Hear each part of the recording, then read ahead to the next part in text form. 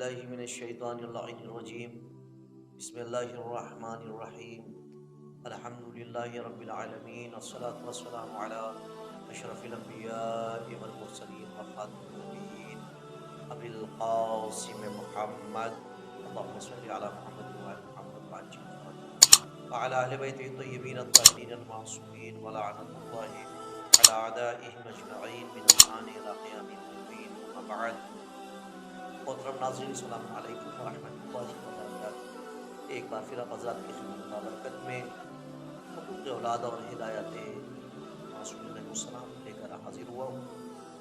کل تک ہماری جو گفتگو ہوئی تھی وہ اولاد کے حق میں دعا کے حوالے سے تھی۔ آج ہماری جو گفتگو ہے وہ ہے اولاد کی سوگ میں صبر و شکر۔ یہ بھی ایک بہت اہم موضوع ہے کیونکہ اکثر اوقات بہت کچھ سننے کو ملتا ہے۔ ایک باپ اور ماں کی دوسری اچھی خصوصیات میں سے ایک نمونہ یہ ہے کہ وہ لوگ اپنے مردہ فرزند کی سوگ میں چاہے وہ انہیں بہت عزیز ہو اور باعزت ہو بردباری کا اظہار کریں۔ انہیں چاہیے کہ بردباری کا اظہار کریں اور کوئی کلمہ جو خدا کی ناراضگی کا سبب ہو زبان پر نہ لائیں۔ جیسا کہ بہت سارے افراد ایسے کلمات زبان پر لے کر کے آتے ہیں جب کسی بھی جوان کا انتقال ہوتا ہے وہ کہتے ہیں ابھی تو اس کی عمر ہی نہیں ہوئی تھی مرنے کی، بے وقت مر گیا، یا ہمارا ہی بیٹا ملا تھا، کیا ہمارا ہی گھر ملا تھا، کیا بہت ساری ایسی باتیں کی جاتی ہیں جو خدا بند عالم کی ناراضگی کا سبب ہے، اور یقیناً خدا کی ناراضگی سے سارے اعمال انسان کے بیکار ہو جاتے ہیں۔ عزیزان محترم، خدا کی رضا میں ہی سب کچھ ہے۔ خدا بند عالم ہمارے ان اعمال سے، ہماری ان باتوں سے، ایسی باتوں سے قطعی ناراض نہ ہونے پائی۔ ہمیں کوشش کرنا چاہیے کہ ہم ایسی باتوں سے پرہیز کریں، حتیٰ اگر کسی نے ایسی بات ہمارے سامنے کہی اور ہم نے تردید نہیں کی، ہم نے اس کو سمجھایا نہیں، تو گویا ہم بھی اس کے ساتھ شریک ہیں اس کی اس کلمات میں، گویا اللہ نے اس کے ساتھ غلط کیا ہے۔ یہ اعتراض خدا پر ہوتا ہے اور ایسے کلمات نہیں کرنا چاہیے، کہنا چاہیے کہ جس سے خدا بند عالم کی ذات پر اعتراض لگے۔ عزیزان محترم، یہ بلند اخلاقی صفت پیغمبر اکرم اور ائمہ معصومین اور بزرگ علماء کی طرف سے ہمارے لیے یادگار رہ گئی ہے کہ انہوں نے کس طریقے سے صبر کیا ہے، اور خدا کی طرف سے ان حضرات کی فکر اور وجود کی وسعت کو بیان کرتی ہے کہ کس طریقے سے انہوں نے صبر کیا ہے، اس لیے کہ وہ حضرات دنیا کی واقعیت اور دنیاوی زندگی کی ماہیت سے جو مجسم اور مکمل آرائش سے زیادہ واقف ہیں، اور ان حضرات کی بزرگ روح نے آنے والے دل خراش واقعات سے ذرا بھی متاثر نہیں ہوتی تھی، ذرا بھی پریشان نہیں ہوتے تھے جیسا کہ آج کے دور میں ہم لوگ پریشان ہو جاتے ہیں۔ ہمارے سامنے مثالیں موجود ہیں علماء کرام کی، اور مثالیں موجود ہیں ائمہ اطہار علیہ السلام کی، انبیاء کرام علیہ السلام کی، لیکن آج بہت زیادہ معاشرہ خراب ہوتا جا رہا ہے جو ایسی باتیں اکثر سننے کو ملتی ہیں۔ لہٰذا ہم اس سے پرہیز کرنا چاہیے۔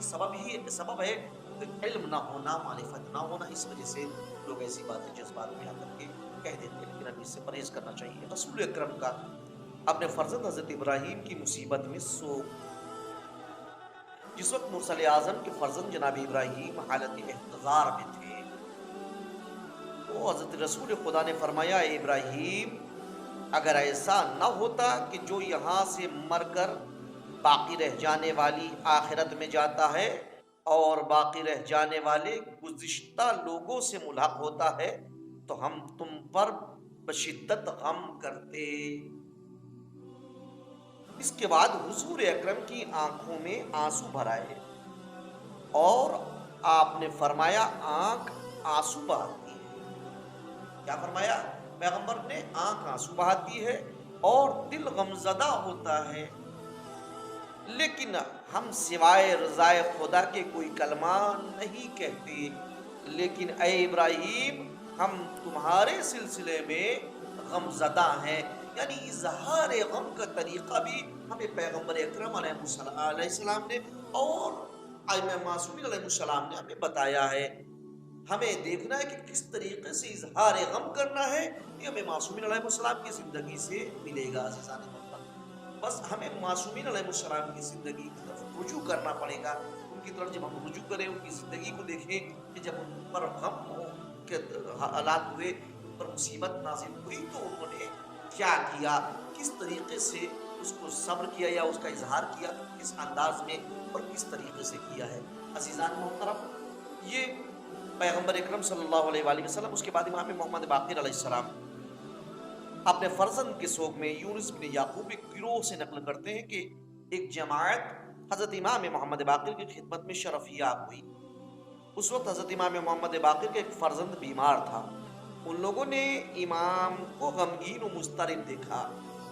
انہوں نے ایک دوسرے سے کہا، خدا کی قسم اس بات کا خوف لگتا ہے کہ اگر اس بچے کو کوئی آسیب پہنچا اور وہ دنیا سے چلا گیا تو امام کے وجود میں ناراضگی کے آثار ہوں گے.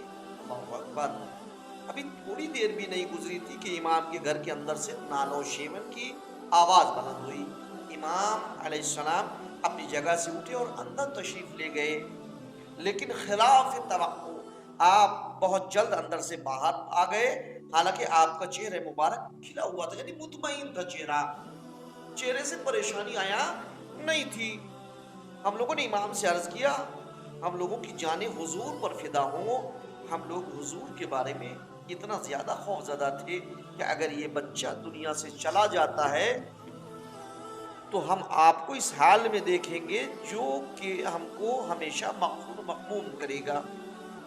امام علیہ السلام نے جواب دیا، فرمایا ہم اس بات کو دوست رکھتے ہیں، پسند کرتے ہیں کہ جو ہم سے وابستہ ہے اس کی صحت و سلامتی پلٹ آئے، لیکن اگر حکم خدا آ جائے تو پھر ہم رضائے الہی اور خدا کی مہربانی کے مقابلے میں سر تسلیم کو خم کر دیتے ہیں اور ہم اس کا شکر ہر حال میں ادا کرتے ہیں. عزیزان محترم، یہ انداز اور یہ طریقہ ہے جو معصومین علیہ السلام نے ہمیشہ اپنایا ہے. یہ وہ انداز ہے کہ جب بھی غم و آلوب آیا معصومین علیہ السلام کے اوپر، جب بھی مصیبتیں نازل ہوئی معصومین علیہ السلام کے اوپر، تو آپ نے صبر و شکر سے کام لیا. تو عزیزان محترم، ہمیں کم از کم یہ چاہیے کہ ایسے کلمات سے ہم پرہیز گریا کریں، اپنی جگہ پر ہے، لیکن ایسے کلمات سے ہم پرہیز کریں جو کہ خدا کی ناراضگی کا سبب ہوتا ہے. انشاءاللہ عزیزان محترم، کل اس کی آگے گفتگو ہوگی. جب تک کے لیے آپ سے اجازت چاہتا ہوں. خدا حافظ. وآخر دعوانا الحمدللہ.